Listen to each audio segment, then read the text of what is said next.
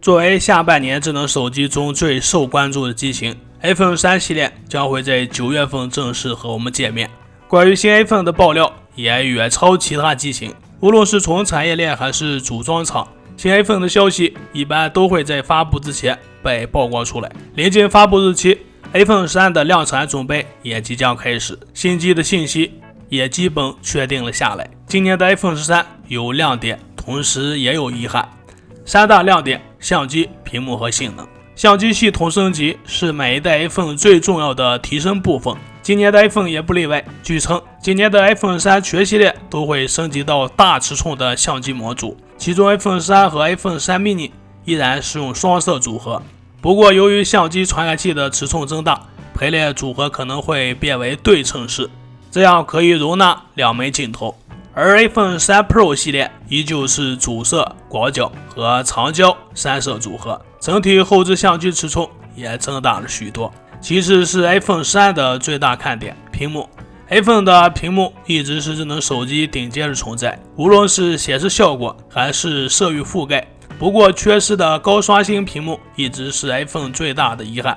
鉴于技术和续航的考量， iPhone 12全系列没有使用高刷新率屏幕。在 iPhone 13上，我们看到 Promotion 屏幕的到来，鉴于苹果一贯的做法，可能只有 Pro 系列才会搭载这项技术。iPhone 处理器的性能一直领先于安卓机型。在 S 芯片的介绍页面，苹果表示这颗芯片唯一的对手是上一个智己。从整体的性能测试来看，苹果自研的 A 系列芯片确实领先业界。